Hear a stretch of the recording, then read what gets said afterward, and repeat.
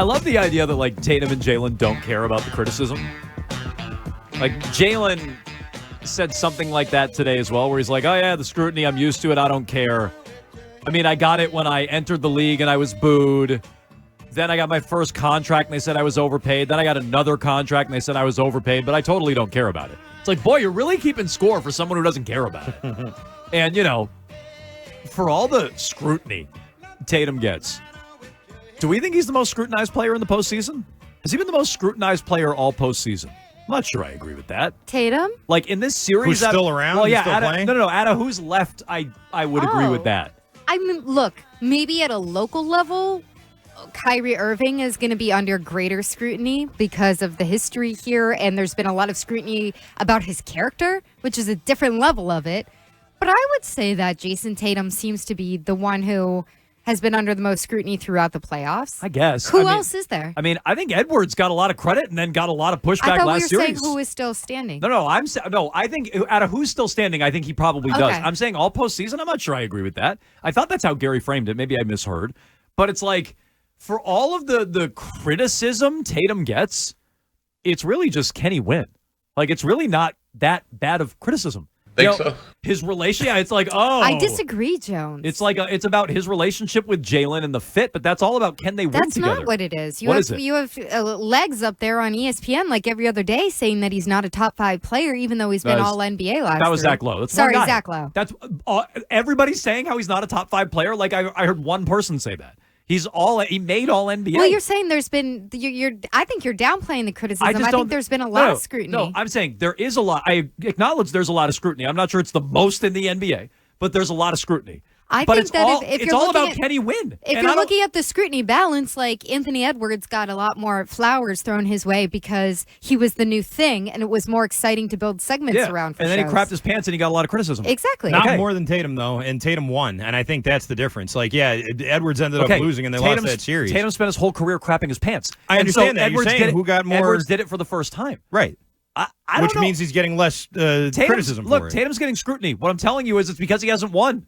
And, like, I just don't think that's unique to, like, LeBron had to do that before him, for God's sakes. Totally. And so, like, it's I agree, but we're talking about and Peyton Manning and everybody else. Yeah. I know, but it's like, so let's turn it into, like, a charity case? No, it's not unique to Tatum. Tatum's mom and his grandma have to read his timeline? Like, hey, Jayson Tatum's mother and grandmother and Deuce, and as Ryan said in my ear, his stupid trainer. Let's get to this in a moment. Not stupid. But it's like, take a walk in like Mego's timeline or my timeline. I'm sure they're more of a nightmare. Please do not. I bet they're more of a nightmare than Tatum's. Let me tell you something. The clip that went up yesterday, which I stand by, all I said was I don't find Kyrie Irving to be a very sincere person when he speaks. Oh, man. Let me tell you, I hung out with my mom last night, and we need to delete any access she has to Twitter. Like, you know, like I'm just take one walk through the timeline. I'll try. I trade timelines with Jayson Tatum any day of the week. And so, look. Trade DMs with him, too. Yeah, seriously. I bet he gets some good ones. But, like, crying about the scrutiny over Tatum is so dumb. Like, if you want to talk about the relationship between him and Jaylen, fine. But it all goes back to the same thing. And that, to me, feels more personal. It's like the one personal thing that Tatum gets criticized for. Does he like Jaylen? Does he celebrate Jaylen? And I was right there at the forefront talking about that. But it all goes back to whether or not it works. It's all about whether or not they can win. Like, in other words, if Tatum wins, the whole relationship thing with Jaylen, that goes away. That'll go away. That's not what the scrutiny about Tatum has always been about. We have callers every week who say, yeah, it's about, he's, always yelling at the refs.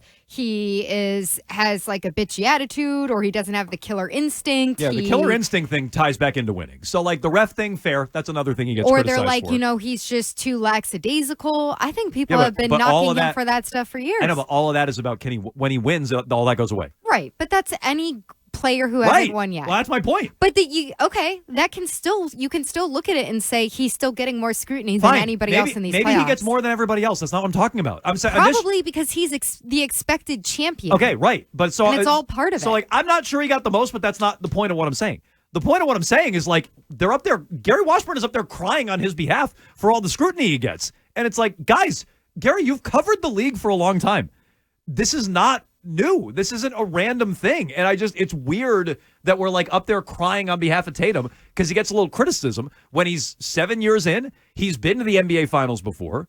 This isn't his first trip. It's not like out of nowhere he's just crushing it on a deep playoff run like Anthony Edwards was until the conference final. He's been to this stage a bunch, more than most people before they win. We read you the numbers the other day. He's like on a short list with Stockton and Malone before he's won. Sure, and all that's true. I would say this. But it's not new. Gary Washburn's not somebody who coddles these players and coaches very often. No, but that was post-game thing. But that was a coddling question. It was, if that's what you think he was doing. I think he was trying to get Tatum to answer it in the way that he answered it, and that was a good way to sort of set him up for it. Yeah. Because he knows these guys are sensitive. He knows they are very in tune with all that stuff, and he was trying to get an answer about the scrutiny that you're facing and how you're handling it. Setting him up that way is a good way to get an answer like that. Whatever. I'm not analyzing it from a journalism school standpoint. What I'm saying is... Well, you're the one that's talking about the scrutiny and the narrative. No. Gary's the one talking about the scrutiny and the narratives. I'm reacting to Tatum and like the crying on Tatum's behalf. And it's not this is just one question about it. But it has been a lot over the last 8 days about, oh my God, can you believe the scrutiny of Jayson Tatum?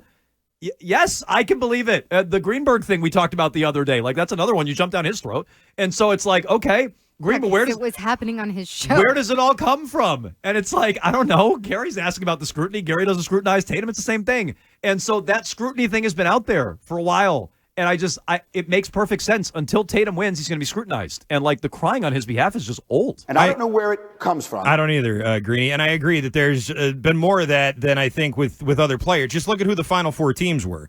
The Celtics were the only one that was really supposed to be there. You know, like everybody expected Minnesota to lose to Denver. I think most people thought the Thunder would beat the Mavericks, and I don't think anybody saw the Pacers running over the Knicks like that. So when you're talking about who's getting scrutinized, there was no reason to scrutinize those other teams. Did Jokic get scrutiny before he won? He did. Okay. We already mentioned LeBron. How about like Durant before he had to run to Golden State because of all the scrutiny he was getting? Steph Curry won and was still getting scrutinized for not being a Finals MVP.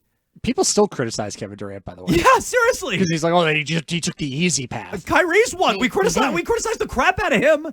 And so, like, some guys still get criticism after they win. I don't think that'll happen with Tatum. If it does, then I might be there crying on his behalf and saying, guys, he's won. Who cares if, you know, we don't like the way he comports himself and carries himself. You got a super team. That's what they're going to say. Yeah, I mean, I don't. That's what they're going to say. Yeah, I don't know. Everybody was hurt. They had the easy patch in the Eastern Conference. Come on. You don't think we could? Let's see if I wake up. Cook something up for that. Let's see if I wake up feeling one day. But I'm saying, in general, like Jokic, I gave Jokic plenty of criticism before he won. Am I criticizing Jokic?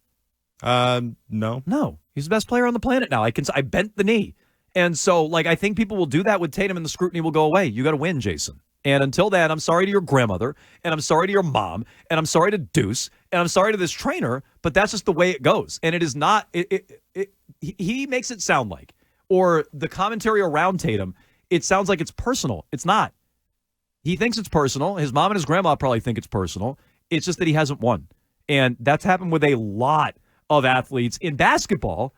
And I would say a lot of athletes in professional sports. Like, how many quarterbacks do we talk about that way until they win? Yeah, most of them. I mean, some guys are considered good quarterbacks, but they're not considered winners. I mean, you can't be considered that until you actually go out and do it. Like, there's a lot of good quarterbacks in the league right now. There's only a couple winners. I mean, interview Matthew Stafford's grandmother before he won a Super Bowl. Like all the criticism he probably got. And so it's like, oh, okay, he broke through and won. That went away. You don't hear it. True, but also Matthew was a good boy. Stafford and the Lions weren't in the NFC Championship game every year either. No, I mean, that's a big part of it. I think Tatum deserves it even more, right? Because he's been on the cusp and hasn't done it yet. It's like Josh Allen.